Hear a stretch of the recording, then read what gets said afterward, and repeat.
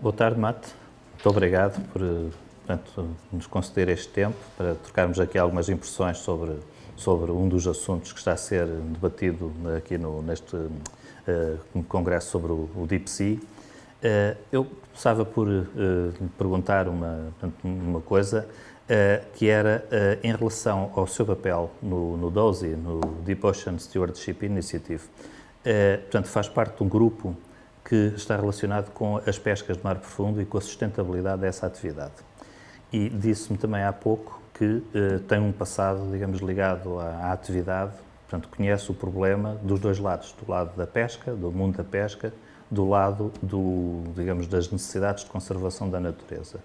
Portanto, podia-me dizer um pouco, digamos, como é que vê, digamos, a atividade dos dois lados e o que é que temos pela frente, quer em termos de conservação, quer em termos de futuro da atividade?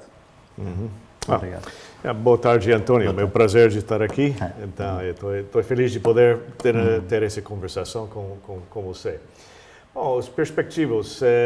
DOSI, como você sabe, é uma iniciativa para juntar cientistas junto com advogados, economistas e outras pessoas para dar um conselho a vários órgãos internacionais, nacionais, que está regulando as atividades no mar. Então, tem um grupo que trata dos assuntos pesqueiros no mar profundo, e eu sou um dos líderes desse grupo, também Les Watling, da Universidade de Hawaii, uma cientista bem conhecido com o seu trabalho com respeito aos corais de água fria do mar profundo.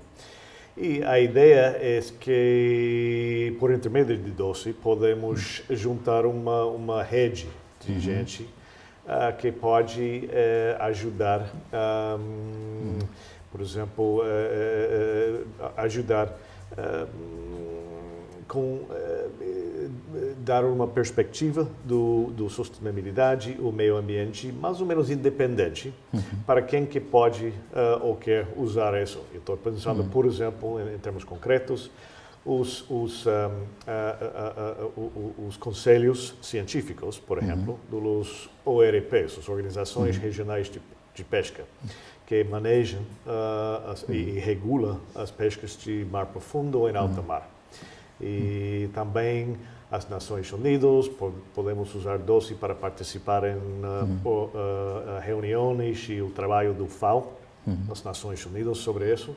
Também dar conselhos se tem valor ao governo de Portugal, ou tanto como do Sudáfrica, Estados Unidos, Islândia, Austrália, etc., sobre esses assuntos. E realmente, principalmente por causa de uma série de resoluções que foram adotadas, o debate em uma série de resoluções que foi adotado por as Nações Unidas através da década passada, tem muito mais gente que agora está ligado, mais cientistas e outros que estão ligados aos problemas e os desafios de regulamento e manejar e a sustentabilidade dessas pesquarias de mar profundo.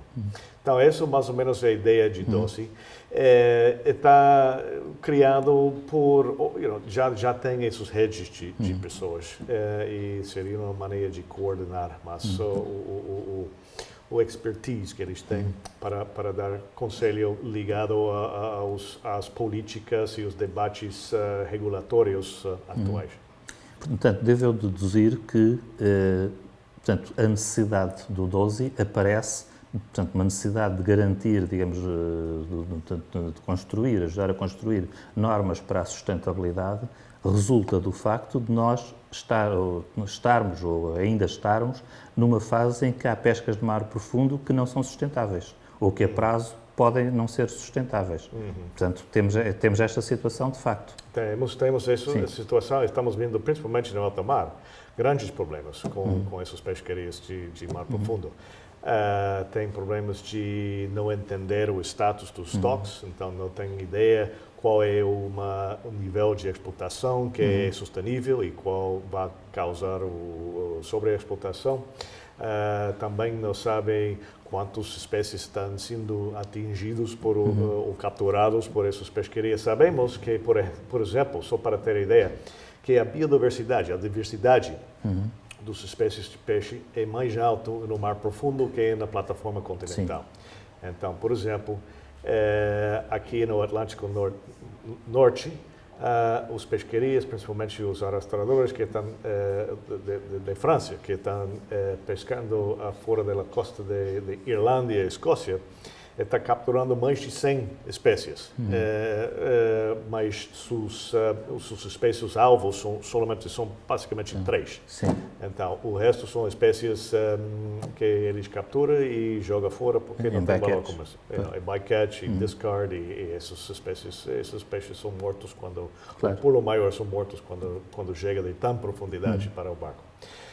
No Sul Pacífico também estamos vendo a mesma situação. A flota nova-zelandesa que está pescando em Montes Submarinos, em alta mar, está principalmente procurando Orange Roughy. Sim. Mas essa flota captura até 130 espécies diferentes. E isso é informação baseada em os observadores científicos que o governo tem botado a bordo esses barcos. Então, tem um impacto muito grande em termos dos números das espécies e a estrutura das ecossistemas que essas espécies criam, basicamente. Mas o que podemos fazer é dizer, promover artes seletivos de pescar, promover um melhor entendimento de que precisamos buscar em termos de informação para ter a melhor maneira possível de decidir se a pescaria pode ser manejada ao nível sustentável. Outro problema com as peixes de profundidade, como você sabe, Antônio, é que maior parte dessas espécies que habitam nas águas de profundidade vivem muitos anos, procria poucos, produzem-se, menos produtividade, poucos juvenis, poucos jovens. Às vezes eles não chegam à maduração sexual hasta 15, 20 anos de idade, etc. Então são bem mais vulneráveis à explotação pesqueira, tanto como espécies alvos como o bycatch. E isso é um grande desafio. Ter falado isso, tem exemplos, poucos, mas tem exemplos que eu, por exemplo, conheço, pelo menos que eu conheço, ao nível mundial, onde tem pesquerias menos industrializadas, mais seletivos e usando os artes menos destrutivos, vamos dizer, aos ecossistemas da profundidade, em águas profundas. Como a pesqueria de peixe-espada de madeira, que é uma pesqueria que já tem mais de 2 séculos. É uma história de sustentabilidade. Claro que tem problemas nessa pesqueria, tem o bycatch, tem tudo isso, mas tem mostrado que é possível pescar uma espécie de profundidade cuidando da maneira que está pescado através do largo prazo, quer dizer, em uma maneira sustentável. Mas são poucos exemplos entre muitos dessas pesquerias, principalmente pesquerias que estão sendo feitas por barcos de arrastre, usando grandes redes de arrastre, consumindo muito petróleo, com um carbon footprint bem alto, e capturando uma série de espécies diferentes somente para conseguir alguns poucos com valor comercial. Então, obrigado. Em relação a essa atividade de pesca, há, portanto, o problema da sustentabilidade, digamos, biológica, das espécies, portanto, no conjunto de espécies que são afetadas, digamos, como bycatch, e eu perguntava também se não há um risco real de, digamos, de extinção dos estoques das espécies-alvo num prazo de tempo relativamente curto. Senão poderemos estar num caminho parecido com a caça industrial das baleias no princípio do século XX. Portanto, com esse tipo de pescaria, por exemplo, o Orange Roughy ou outras espécies semelhantes, se nós não mudarmos, digamos, a forma de explorar os estoques da espécie-alvo, nós poderemos comprometer, digamos, a viabilidade dessa pesca no futuro também para essas espécies-alvo? Absolutamente. E isso é um risco real. tem certas espécies, não necessariamente todos, mas tem certas espécies, por exemplo, de tubarão de águas profundas, que está conhecido de estar em perigo de extinção já, principalmente por causa da explotação pesqueira. Tem, por exemplo, o IUCN Red List, a lista vermelha de espécies em perigo de extinção. Eles fizeram por primeira vez o Red List para as espécies de peixe do Atlântico fora do continente de Europa. Sim. E publicaram isso em julho deste ano. E, entre outros, classificaram 2 espécies de peixe de água profunda, alvos, nas pesquarias fora de Escócia e Irlanda, principalmente espécies alvos nas pesquarias de arrasto de Espanha e de França, de águas profundas. Um se chama granadeiro, o Round-Nosed Grenadier, está considerado endangered por este IUCN Red List. E outro é Blue Ling, molva, que han falado que é vulnerable. Então, e também 5 espécies de tubarão de profundidade. Então, isso mas seu pergunta é muito importante por um outro lado. Isso tem algo a ver com a mineração ou os impactos do clima no mar profundo e vários efeitos. E isso é o seguinte, que um dos grandes desafios que temos com respeito a qualquer atividade no mar profundo é que não sabemos tanto do mar profundo, não entendemos, não temos pesquisado ou avaliado esses ecossistemas, não temos feito a ciência necessária para entender quais são os impactos e, em realidade, o grande parte do mar profundo é uma mistério ainda, não tem sido descoberto ainda. Então, como que vamos a saber se vamos a poner uma espécie em extinção ou riscar poner uma espécie em extinção se não sabemos que existe? In the first place. Portanto, temos no fundo uma atividade, digamos, de extração, quer em termos de pesca, quer eventualmente noutras, em que, digamos, o interesse anda à frente do conhecimento necessário para uma política que garanta a sustentabilidade.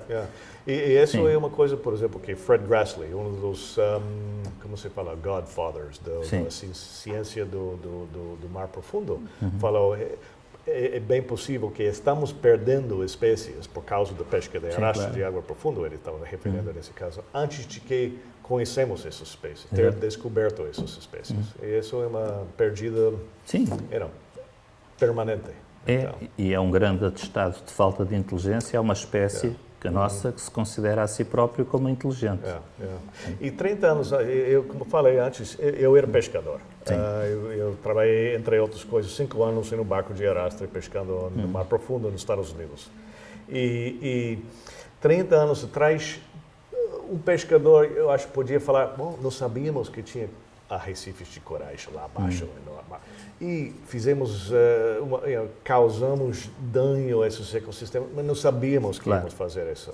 30 anos atrás, mas hoje em dia já sabemos que o mar profundo é uma riqueza de biodiversidade, é uma riqueza de espécies que são bem frágeis, mas que formam habitats que apoiam uma quantidade de outras espécies bem diferente do que temos no ambiente terrestre. E esse excuse de dizer que não sabemos, vamos a fazer essas atividades, desenvolver essas atividades no mar profundo e depois vamos a ver se tem um impacto, não é válido mais. Temos a tecnologia de ver o que está aí, de ter uma avaliação, de pegar a informação necessária antes de começar com a atividade pesqueira ou atividade de mineração ou outros no mar profundo. Portanto, ter uma atitude mais precaucionária, diria eu. E mais esperto. Exatamente. Ainda em relação a esta questão da sustentabilidade da pesca de mar profundo, como é que o setor, digamos, da pesca, portanto, eu presumo que não seja homogéneo, que haja várias abordagens em vários países do mundo, mas como é que esse setor olha para o problema? Portanto, ele quer ter, digamos, uma presença a longo prazo ou está numa atitude digamos, de apanhar o máximo enquanto houver e depois fazem outra coisa, portanto, pescar até ao fim, sem problema, portanto, sentem o problema da sustentabilidade ou não? Isso faz uma grande parte do problema da sustentabilidade. E a indústria pesqueira é bem variada, como você sabe. É altamente uma atividade econômica. Sim. Então, tem as pressões econômicas, que mesmo que os pescadores ou as companhias pesqueiras querem manter a sustentabilidade, estão concorrendo com flotas de outros países, outros setores e tudo isso, e sempre tem uma pressão de ganhar o máximo possível, ou, não sempre necessariamente, mas muitas vezes tem a pressão de ganhar o máximo possível hoje, porque você não sabe se vai estar aí o ano que vem. Outra flota vai entrar, outra quota vai estar dada para outro setor, etc. Então, eu acho que os incentivos econômicos não estão aliados totalmente com a produção de sustentabilidade. Sim, claro. Mas isso está mudando. E, por exemplo, um fator nessa mudança é o mercado. Sim. Principalmente o mercado retail, que tem muitos, hoje em dia, você vê muito mais os supermercados, por exemplo, demanda uma pesca mais sustentável, que é garantir aos seus clientes que eles podem vir ao supermercado e comprar o pesca e com uma garantia que é sustentável. Então, e eles estão demandando dos produtores, nesse caso os barcos pesqueiros, mais e mais que eles pesca ao nível de sustentabilidade. E os governos que eles manejam os estoques e tudo isso. Claro. Mas é difícil. E se você olha, por exemplo, cada 2 em 2 anos, o FAO dos Nações Unidas publica faz uma pesquisa sobre o estado das pesquarias ao nível mundial. Sempre está falando que tem bom quantidade, porção dos estoques principais ao nível mundial que está abaixo do nível de sustentabilidade. O outro problema também, mesmo que a pescaria está explotando as espécies alvos ao nível sustentável, tem os bycatch species e também tem os impactos físicos no fundo do mar, por exemplo, nas pescarias de águas profundas. E esses podem em casos de destabilizar os ecossistemas, mesmo que pareça que a quota está sustentável, a produção está sustentável, etc. Então, precisa um pacote de manejo complexo, que tomando em conta não somente a sustentabilidade dos espécies alvos de valor comercial, mas também a sustentabilidade das outras espécies e do meio ambiente Claro, portanto, não é só uma questão de sustentabilidade da pesca, em si mesma, da atividade da pesca, é também uma questão de sustentabilidade do ambiente marinho, tendo em conta a existência da atividade de pesca nesse espaço. E um dos grandes desafios que principalmente os reguladores, os governos têm, é que tem vários pontos de estresse no âmbito no mar. Por exemplo, a mudança climática. Está mudando as temperaturas do mar, está mudando as correntes. Então, tem que tomar tudo isso em conta, estabelecendo quotas e tudo isso. Essas são variáveis bem difícil prever. Só mais uma pergunta para encerrarmos esta conversa, se estiver de acordo, claro, que era sobre a chegada de novas atividades ao mar profundo. Portanto, até agora o mar profundo tem sido para as espécies que lá vivem, tem sido para os pescadores que as vão procurar, mas agora aparecem outros utilizadores interessados em mar profundo, designadamente a indústria, da mineração de mar profundo. Acha que há um futuro de coabitação entre a pesca nesse espaço e a mineração, ou acha que essa coabitação é, difícil, para não dizer utópica? Isso é difícil saber, a coabitação entre os dois, mas é um desafio, por exemplo, para as pescarias dos Açores, porque está pensando... Do meu ponto de vista, a mineração do mar profundo é uma indústria que ainda não existe, mas que está ao ponto de começar. Se nos próximos 2, 3, 4 anos e nos próximos 5, 6, 10. Pode ser 20, quem sabe, mas tem muito interesse comercial, etc. nisso. Sabemos que os impactos antropogênicos no mar profundo duram muito tempo. E dependendo na área do mar, pode durar décadas, séculos, até milênios. Então, minha preocupação é se começamos a minerar, e não é uma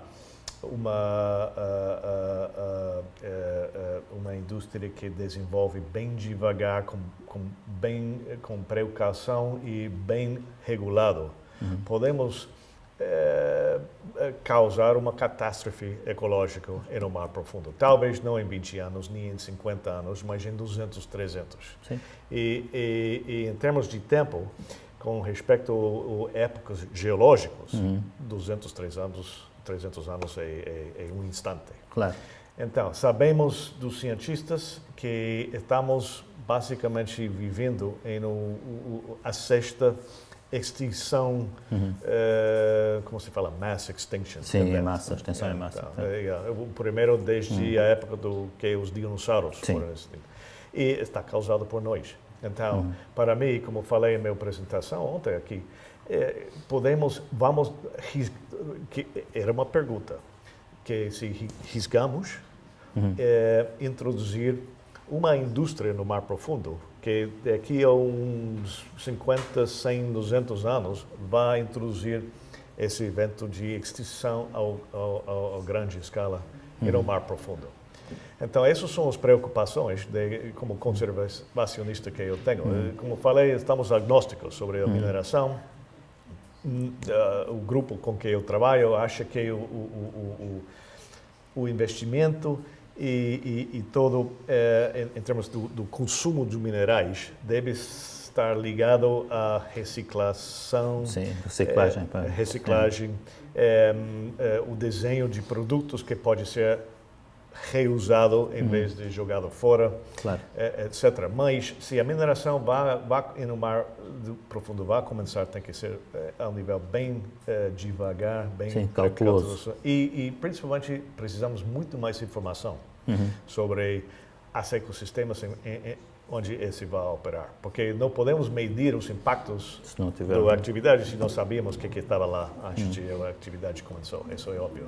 Muito obrigado. Eu acho que, de facto, há aqui um trabalho importantíssimo para desenvolver, digamos, com grande importância para o futuro, mas que, daquilo que me diz e daquilo que eu tenho ouvido, digamos, aqui no simpósio, é um trabalho que tem que ser desenvolvido já. Portanto, este ano, no próximo ano, portanto, é agora que o futuro começa e temos que, de facto, construir um futuro que seja seguro para todos. É isso. Tá. Muito obrigado, Marcos. Okay, muito obrigado, muito obrigado então. Boa tarde. Obrigado.